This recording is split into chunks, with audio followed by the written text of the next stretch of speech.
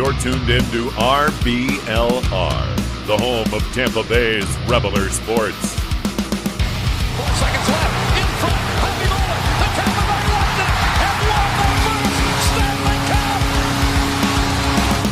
And the Tampa Bay Lightning have won the Stanley Cup.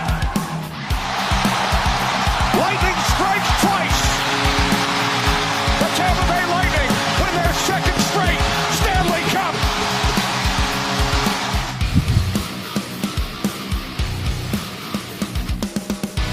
Hello, everybody, and welcome back to RBLR Lightning. As always, my name is Dave Ricker. Alongside me, it's Matt Gannon. Matt, welcome back to the show. We are in the dead of the offseason right now, just counting down the days until Lightning hockey, and it'll be here before you know it.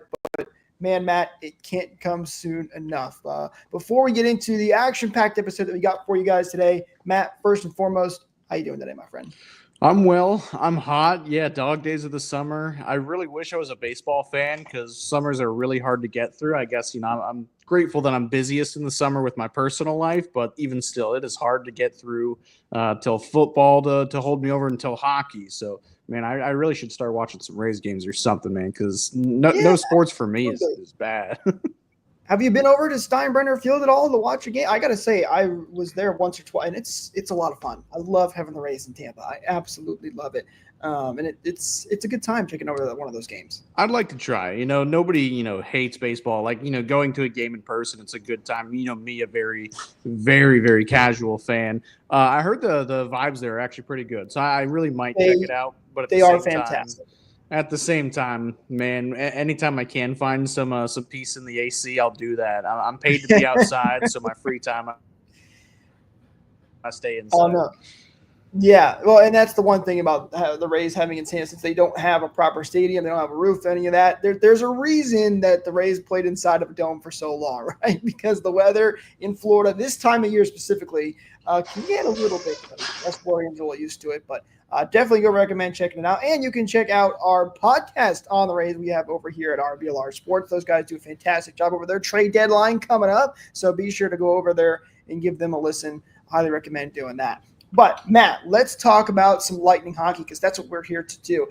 And while there isn't much going on, there are a couple of things that we do need to talk about. And we got a request last week. I apologize, I can't remember who it was, but somebody asked us to talk about the emergency backup goaltending situation because it is changing for the NHL next year. So we'll hit on that a little bit. Then we'll look into some of JV's comments. He had a little press conference recently talking about the state of the team, who he thinks could make an impact on the Lightning next year, coming out of training camp, and have a little bit of fun with that. And also, I do want to get back to some of the Lightning social media stuff. We didn't get to it last episode because we went off the rails, Matt, talking about the outdoor game. So try not to do that again.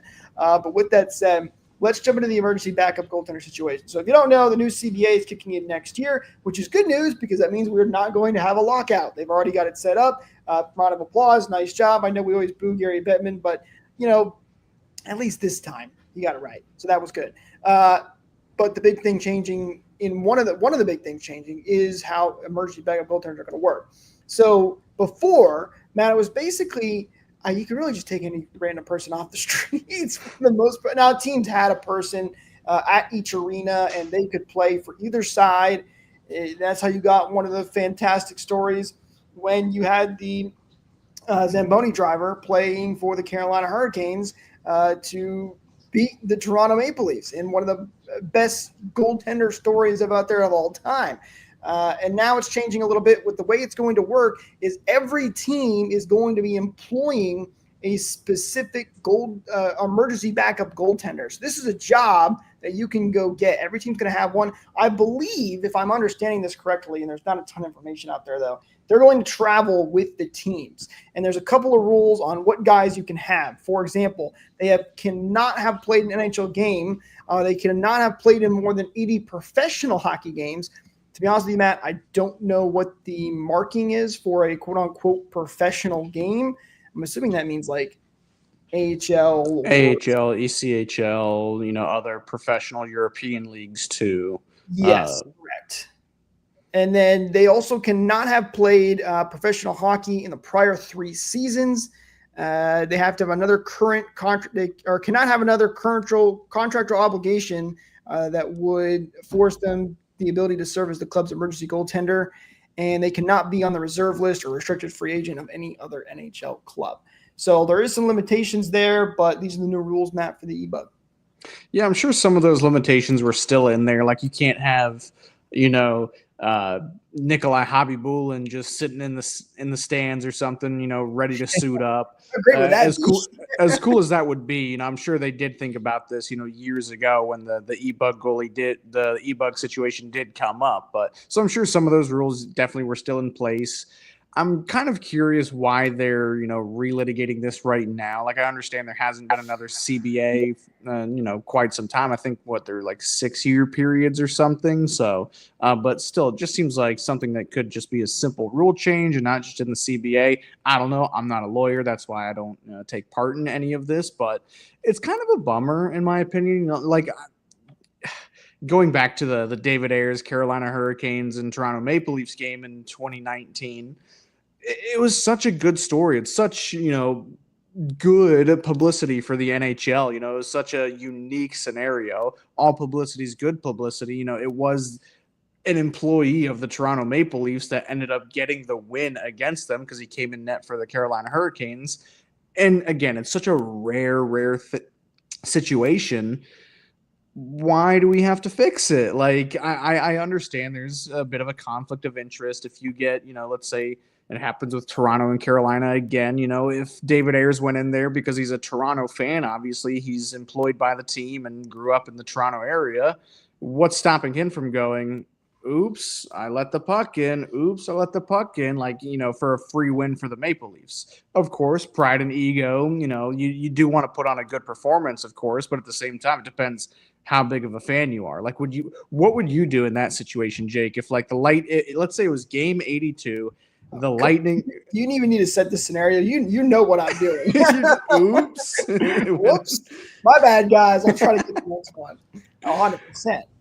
And I still think you're going to get some. I know what you're talking about. The fun stories, right? They were great stories. I think this is such a rare situation that even when EBUGs do come in and there are a lot of those limitations, I still think you'll get some of that. It's going to be a little bit different because, again, they're going to be employed by the teams. And I don't know how teams are going to handle this, if they're going to get guys who do have, actual so it's not going to be, he's pulled him. He was at his day job yesterday and now it's with the team.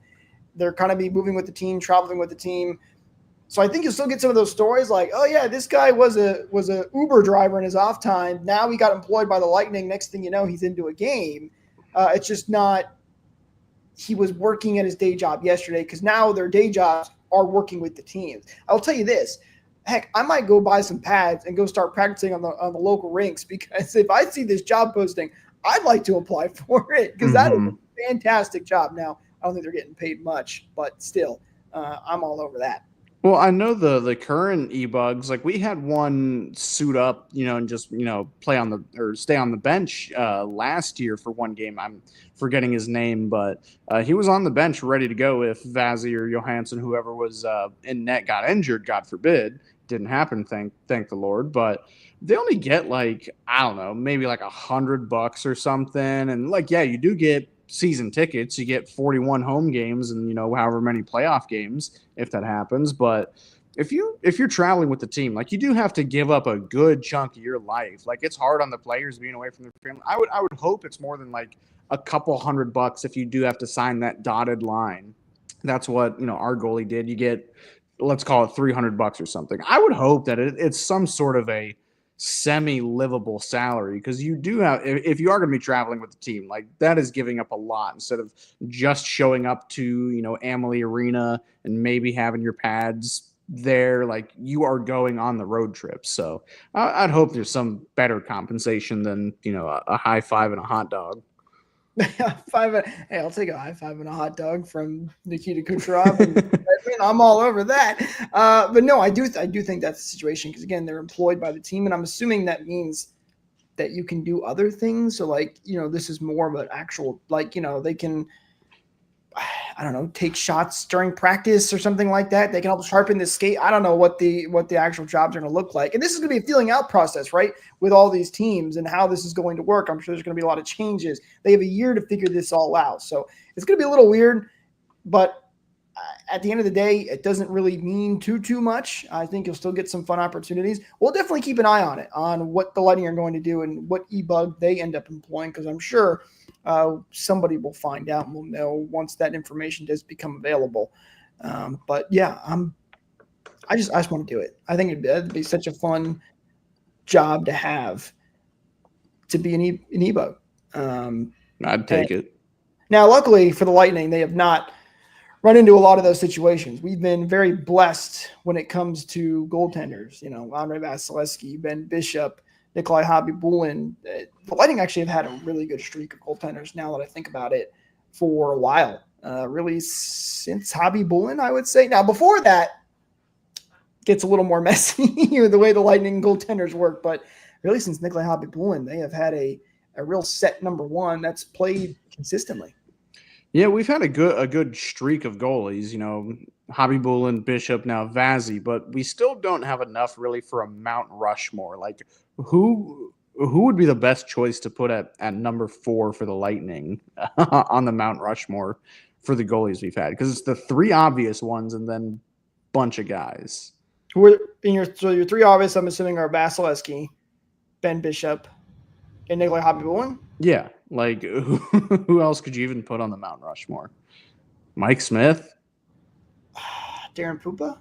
Pupa, okay. Well, good answer. See, they're really it's a bit of a dry cupboard after those 3. No, definitely. There's absolutely a drop off, no question. That's a good question, Matt. And I don't know if I can really. I think Mike Smith probably has the best argument to be the 4th person. Or I mean, if you want to go getting crazy, to Bakov. What was the name of the girl that played goalie for the Lightning? Oh, Manon Rhéaume? Yes. That's actually pretty cool, Jake. That's thinking outside the box. I like that. Yeah. Oh, wait. Hang on. Mr. Magic takes it. Louis Domingue. Yes. I'm all for it. Louis Domingue. Yeah, I know he was really a backup, but, man, I just love that guy. He was so much fun to watch and so much. He has a franchise record. He does.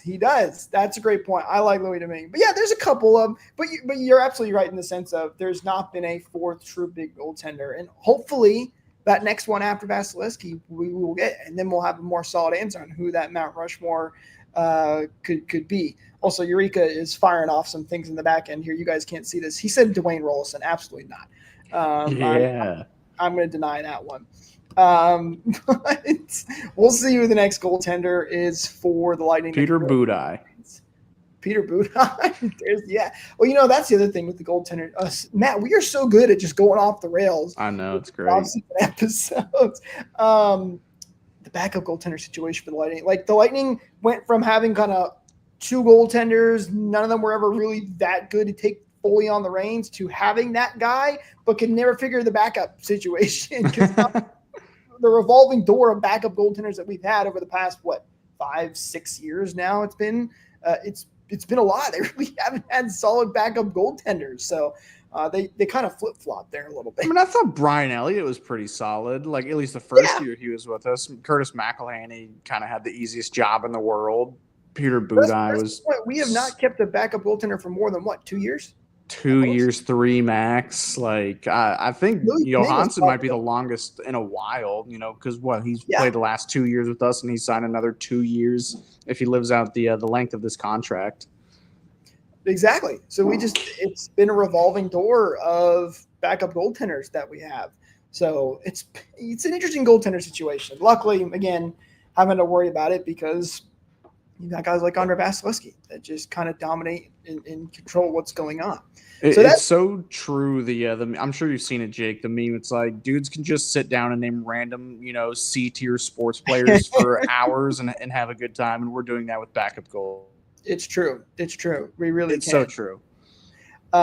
Speaking of which, by the way, so this was a suggestion for us to talk about this. If you guys have any other things you'd like us to talk about, whether it's in future episodes, even when the season starts, let us know down in the comments. Tag us on social media at RBR Lightning. If you've got your suggestions, we'd love to hear them. We'd love to talk about that stuff that you guys want to hear from the Lightning community. So absolutely let us know. Drop your suggestions down below. All right. Do have a couple other things to talk about here, Matt. Aside from the backup goaltender, more actual Lightning news in the sense of we did have a coach, Matt. You brought this up specifically, so I'll let you say it. But we had one of our equipment managers move on. Yeah, one of the assistant equipment managers, Jason Berger. The name might not ring a bell, but the face definitely does. He had the dark, long, curly hair, always looked kind of wet. He's been with the team for a decade or more, maybe. He took the head equipment manager job for the New York Islanders, which it is sad, but at the same time, you're getting a better job opportunity. Nobody can blame you. We all know that the guys loved him. They treated him well, and vice versa. He was good for everyone. So congratulations to him. Sad to see you go, but good on you for a new position, a better position. Yeah, it's always tough, right, when it comes to assistant coaches in general, is that you can come to love them, and eventually they're going to move on if they do good at their job. And so congratulations to him and moving on. And listen, he was a good coach because I knew exactly what you were talking about, Matt, as soon as you said it. And that's not normal for that type of position. So that's how he made an impact. Absolutely. Comment here from Beverly. I don't know. I don't know if you know. She said, whatever happened to Stacey? Do you know who Beverly is talking about? Wasn't she up in management? I know she left this year, I'm pretty sure, but I honestly couldn't tell you. I will try and find out, but I was just going to say I'm going to do a quick Google search and see if I cannot. I do find it funny. I just typed in Stacey and Google auto completed to Stacey. Oh, Jesus, dude. See, that's how much I know. Oh. Yeah, I don't know. Sorry, but I don't know off the top of my head. When it comes to some of those minor spots. Eureka put it in his here for it.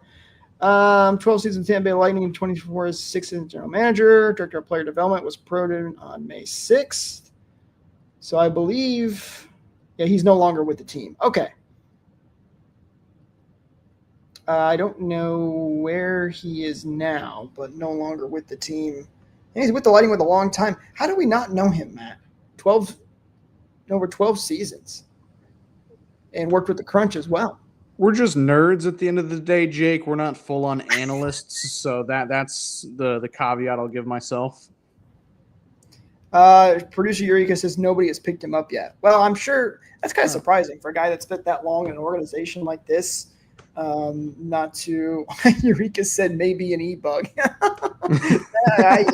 Well, because he never probably played an NHL game, so technically, I think that would be legal. There you go. Definitely not a goalie, though. Yeah, that's true. All right, Mr. Magic here, quick comment.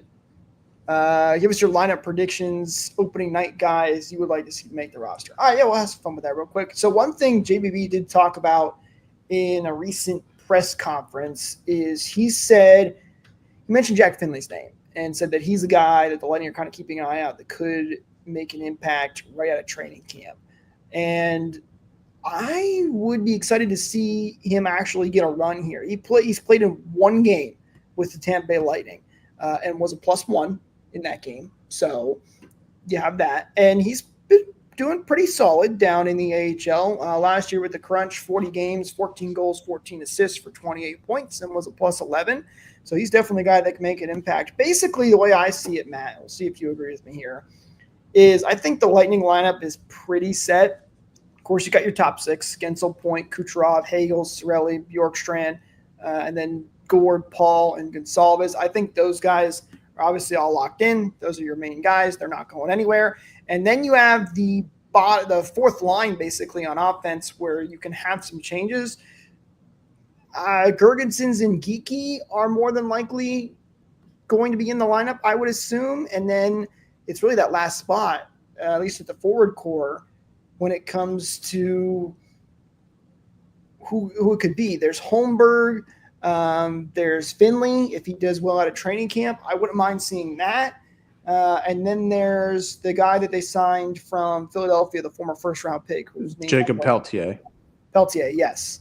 Those are the three I kind of look at that could be potential guys in the lineup on opening night. I don't know who it's going to be. I think if I had to pick somebody, probably Finley. See, I'm still a Mitchell Chafee truther, and I'm pretty sure he's still with the team. Yeah. I don't know why. He's in his last year of his contract. Yeah, I don't know why he, fell so far out of grace with the coaching staff. Again, I've always liked his game. Mike's always liked his game, but for whatever reason, he just couldn't crack the lineup. It wasn't Connor Sherry level, but I thought for the fourth line, I think Chafee is a good slot. I don't see Jacob Peltier really being a fourth line kind of guy. Like, he's a high skill kind of guy, maybe like, in the same level as like Alex Barré-Boulet. And I don't want to put that omen on him, but that's not the kind of guy that you play in the bottom six. He's not a checker or anything. Like, he's a goal scorer, a playmaker. So I don't see Peltier being that missing piece on the fourth line. I still think that might be Chafee's spot to lose. I think he's higher up in the pecking order than Finley maybe, but there will be injuries. Finley, we don't really know what his game is quite yet, so he might develop into, just a fourth line, third line checking kind of guy. Everything's still TBD, so a lot of this depends on training camp, right? If the guy comes out and dominates in training camp, they're going to get a spot on the opening night roster. I think that's the one area that's open. Although you bring up a good point, Matt, with Chafee, because it's not like Chafee was having a bad year. I mean, he played extremely well with the Lightning. It just makes you wonder if they think of it. He didn't get moved, and we thought he could get moved at the trade deadline this last season. And if he's not in the lineup, why didn't you move him? Maybe they will move him this year. I don't know. There's a lot of question marks. You are right about the injuries too. Now, something else JBB did say, I remember specifically at the end of free agency or right before free agencies, he said, well, it's funny because he says we have a lot more cap space, which is kind of nice for us. We don't normally have that. We really don't have to. We have like $1 million. That $1 million is a lot of cap space to work with. Now, granted, they have a little more before they sign some of those free agents. And he did mention about carrying more players. So maybe the Lightning take a little bit different approach this year in carrying more guys at the NHL level and really mixing up that bottom lineup. So maybe there's something there that they kind of just have this rotating cast, which I'm usually not as big of a fan of. I like having a solid guy in the lineup, but that's also a possibility. If you're top six and your top six forwards and top four D-men, and of course, your all-star goalie are good enough to get you into the playoff picture, the first 3 quarters of the regular season is a bit of a proving ground. Like, it's not, you're not going into game 1 of the playoffs with the same lineup that you had, game 1 of the regular season. Like, even though it's the regular season, it's not preseason, it's still a bit of an opportunity to try new guys out. Like, it's a very, very long season, and it will be getting longer too by 2 games, not this coming year, but next year. So there is time to mix and match. There is time for guys to get injured, somebody maybe take their spot and, show us something good. Like Gage Gonsalves, I didn't have being, a permanent player looking back, at the start of last year. I did not expect him to be in this role, but Connor Sherry was underperforming and Gonsalves and Geekie was underperforming at a point too, and Gonsalves came in and won himself a spot. So there is always the opportunity. Like it's not going to be a perfectly healthy season. Not everyone's going to be, putting up the numbers or playing the way that they should be. So there's going to be plenty of opportunities for Finley or Peltier or whoever else it might be to come and take a spot. And that's the best thing. Like for fringe guys, for good AHLers and fringe NHLers, like it is the best thing to be fighting for this spot. You're playing for a job. So again, you don't want any injuries to happen, but it could also, bring light to a better, more suiting, better fitting player. you don't want them to happen, but they're going to happen. They're a part of the Yeah. game. It's just there's injuries in sports. There's no way around it. So, yeah, man, I'm right there with you. Beverly also agrees with you, by the way, saying he's only $800,000 cap hit, so why isn't he playing? A lot of guys will be out for Olympics, so Syracuse guys will have opportunities. Yes, it's very true. Could run into some injuries from the Olympics as well, so we'll see how that all plays out. And again, a lot of that's going to come when we get to training camp in the preseason and seeing who really steps up and who can take that roster spot. Comment here from Mr. Magic again, saying, how confident are we stacking our lineup to Florida's? I'm glad you brought this up, actually, because one of the things JB, and he says this every year, and obviously he's going to say this, but he's basically said that he loved our team last year, thinks that we're really good, and he likes a lot of the potential in guys that we signed and thinks that he made the roster better. Which, why is GM going to come out and say, yeah, we really didn't do anything, we didn't make our roster better? You're not going to say that. But in comparison to Florida's, to be honest with you, on paper, I think Florida clearly has the better line. I mean, they just won the Stanley Cup. So, yeah. And, last year I think the Lightning could beat the Panthers. That's what I thought last year. I thought they just didn't play good. I thought they played some of their worst hockey in that first round of the playoffs. They weren't themselves at all. Now, what was that actual issue? That's a whole nother debate and a whole nother topic. And with the changes that they made this year, I don't know how different this team is. Now, we do have a new coach when it comes to the defensive side of things. Is that going to make a big difference? It very well could. We saw how much of an impact it made in that first year. So I think the Lightning on paper are not as good as they used to be, no question. I don't think they're as good as Florida. But I do believe that they have the talent and the ability to beat teams like Florida. They just didn't play the way they should have in that first round. Yeah, it's also hard to win games when, a guy that should have been suspended or should have been kicked out from a game, scores the game-tying goal. It's kind of hard to win games when, the Secretary General of the NHL, has his son on the Florida Panthers front office. I didn't mean to bring up a sore subject for you, Matt. Yeah, I'm just saying, objectively, the Panthers are better. They have had our number the last 2 seasons. They have had the cup the last 2 seasons. Like, objective.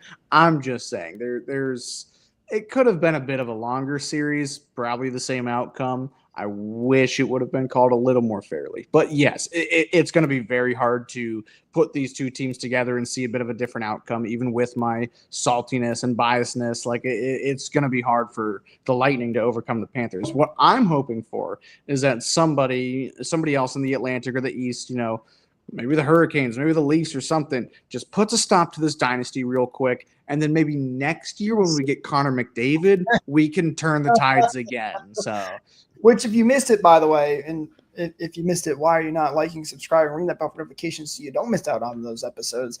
We talked about how Connor McDavid is a very real possibility Lightning can try and grab him next offseason because they're going to have a lot more cap space. We had a little bit of fun with that one, me and Matt. But, Matt, I'm going to disagree with you on that, though. I want to beat them. Let us stop them. I can't stand those guys. I want to be the team that shows their real, true dominance in Florida right away. I completely agree. I just don't see a pathway how, other than, nothing short of a miracle. Again, it's hockey. Anything and everything crazy does happen. But again, just strictly looking on paper, these are, it's like looking at the Lightning, 5 years ago. People used to say the same, if not worse things about the Lightning, when they come into town, you're like, oh God, why do I even buy a ticket to this game? Why should I even watch this game? It's going to be a beating. Like, it was other fans of other teams were saying worse things like that. Like, yes, the Panthers, big, bad, and scary, back-to-back champs, 3-time finalists. Like, they're in the same echelon, unfortunately, right now. Still 1 cup short, and 2 Conn Smythes short, but still, I'll always have that extra Conn Smythe over them. That's always good, but it will be a Herculean task unless they just have a fall off. We just need Kucherov to not win the Art Ross trophy. Yes, finish second. Finish second. For whatever reason, whenever he does that, he can't do anything in the playoffs, and that was part of the problem last year. So if he doesn't do that, maybe we got a shot again this year. Yeah, finish 1 point behind McDavid and 5 points ahead of McKinnon. Just be second, and we might win another cup or something. Yeah, that's one can hope. One can hope he wins it again and then actually dominates in the playoffs like you would expect him to. But we can't wish for too much. Beverly said, I think our guys are getting a little tired of losing to Florida, so hopefully that we'll have a big win like in 2029 after the 2019 loss. I don't think this is quite the same as the 2019 situation, but yeah, I definitely think they are sick of it. Listen, nobody wants to lose to their rival that much like that, so would love to see them bounce back in a big year like they did in 2019. Or it could turn into a LA Kings Edmonton situation where it's 4 straight years. Wait, say that again? It could turn into an LA Kings Edmonton situation where, Edmonton beats the Kings 4 straight years. Where we do it? No, where they do it. They're the ones that are up 2-0 on us over the last 2 years. How about now? I'd prefer no. Let's get that negativity out of here. Sorry. It's been a long day, Jake. It's been hot. 4-0 sweep for us. How about that? I'll take it. Better. And listen, here's the good news, though. Because the Lightning dominated that rivalry for so long, I feel like at least it's a fun, competitive one now. And it's two big, that's a premier matchup in the NHL, 2 Florida teams, and really continuing to prove that hockey belongs in the southern states. So that I will always be happy about, and that it's big. Now, I always want to beat them, but I am glad that it is. It actually means a lot more, this series. I remember when the Lightning and the Panthers did. Do you remember the Florida Cup the Lightning and Panthers did between themselves? Do you remember that, Matt? The Florida Cup? No. Yeah, there was I forget what they called it exactly, but there was a year or two where they had a competition between the Lightning and Panthers, and whoever won the series won this little trophy. I don't know if it was an actual trophy, but they had a little competition between them two. And the 2 years they did it, the Lightning dominated, and it wasn't even close. So I don't think they've done it ever since. Maybe now is a good time to bring it back because these two teams are both very good. Mm-hmm. So, but yeah, you don't remember that at all? The little competition they had between. I can't say I do. It would be fun. I still do think they did drop the ball a bit on not having both the Florida teams play in an outdoor game. I think that should have been the way to do it, and then have your traditional. Other teams play, but if the 2 Florida teams could have played in the outdoor game, I think that would have been a huge draw. Maybe not a huge draw. I kind of understand, have the northern teams come down. It's New York and Boston, but at the same time, me as a fan, I think the Florida teams should have played. I do think it would have been fun. No question, Matt. But I think the NHL is just scared that they can't have a not original 16 in there for the ratings side of things. They've always we're lucky to even be getting these games in the first place. Mm-hmm. Years ago, this wasn't even a thought. So I'll take what I can get. It's kind of fair. All right. So we'll take a look. Another comment here from Mr. Magic. If we had a healthy lineup, we would have beat Florida, I think, last year. No, I don't think it was much of a health issue, as, again, I just don't think guys played well. They just didn't play up to Lightning standards that we saw from that season. So I don't think it was more of a health issue. I think it's more they didn't play good. Yeah, I'm not going to call the Panthers a team of destiny, but you saw how easily they disposed of pretty much every other team. I mean, hell, Toronto gave them the hardest fight. Even that one ended with a whimper in Game 7 for Toronto. And Toronto was, objectively a better team than the Lightning were last year. They finished higher in the standings. They finished, deeper in the playoffs. And I hate to say that, but again, there wasn't anybody stopping them. Edmonton didn't look as good. Carolina went out with, an even bigger whimper than the Lightning did in 5 games, both 5-game series for once for Carolina in the conference finals, at least. But still, I don't, there's a number of factors, but again, this is, a number of factors. It's not just health. It's, officiating, of course, health, getting shut down. The top line getting shut down. Like Jake Gensel was pretty good, but Point was invisible. Kucherov was invisible. Hedman wasn't himself. The defense and Jeff Blashill, that whole thing was not exactly helping us with that relentless Florida forecheck. So there's plenty of factors that played into the loss, not just solely health. Matt, I do want to get a couple of things from the Lightning social media team. We kind of touched on it a little bit last week. By the way, the Lightning have changed their profile picture back to their traditional just blue and Lightning logo. They've always had a fun, different style of profile pictures. But as I know, we're in the middle of the offseason. I'm talking about Lightning profile pictures right now. But I'm excited to see what they come up with when it comes to graphics. I always thought the Lightning have had some really clean, good-looking graphic styles. Always like what they've been able to do on there. By the way, Matt, do you know who Jin is? I learned about him before the show. So I don't know if anybody saw on social media, Lightning quote tweeted Amalie Arena, and Jin was at Amalie Arena doing a performance. I had no idea who it is. And I was very intrigued because this post the Lightning did has over 11,000 likes on it. That's a lot. If you look at the last 100 posts from the Lightning, I don't think any of them beat that much. Like 11,000 likes is crazy. We learned, Matt, as you said before the show, he was a member of BTS and he was in Tampa Bay. So a lot of people got a kick out of that. If you go look at the post Lightning made, you should see the comments. It's just all major BTS fans talking about him. It's actually kind of crazy. But 11,000 likes. I did not realize he was that. I knew BTS was popular, but crazy. Yeah, I know BTS is one of the biggest artists, outside the U.S. and even still in the U.S. Again, we were saying they're the Beatles of K-pop. It seems, they're the biggest thing in South Korea right now, or just all of Asia, spreading over to the Western world. Still, I don't know who Jin is, but I'm glad that there's some engagement, some sort of not partnership, but just something with the Lightning there. I don't know if you saw a couple weeks ago too. I think it was Pat Maroon. Oh, did he? Yeah. I love when artists do that, even if it is just, hey, put this on. But it was like Pat Maroon, Anthony Cirelli, a couple of the other guys. They were at a Dierks Bentley concert and came up on the stage and started crushing some beers with Dierks Bentley. I thought that was pretty cool. That's great. Yeah, that's some good. That's good right there. I love that Pat Maroon still just sticks around with the Lightning guys. He's a bit of everywhere, but he still loves his Bolts guys. He's a true Florida man. This is absolutely where he belongs. There's no question about that.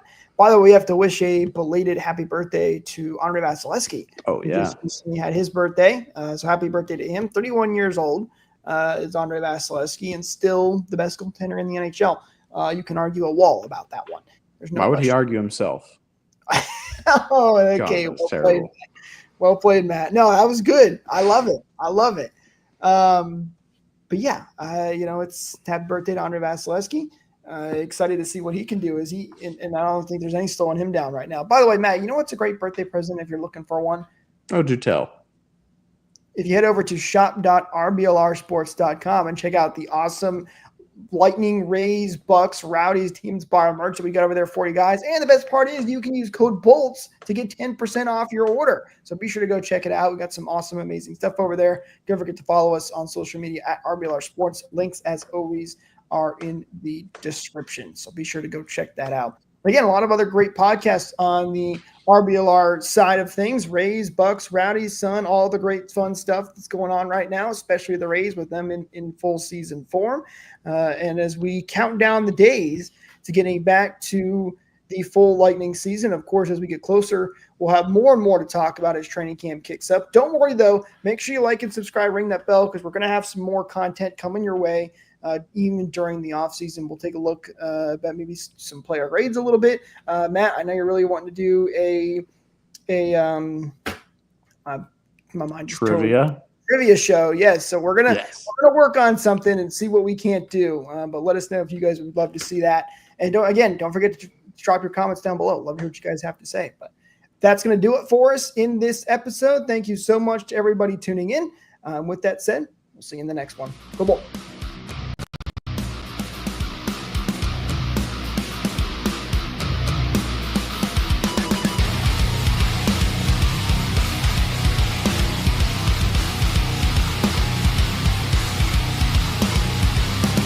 Thank you for tuning into this presentation by RBLR Sports. On your way out of the stadium, please remember to like and subscribe.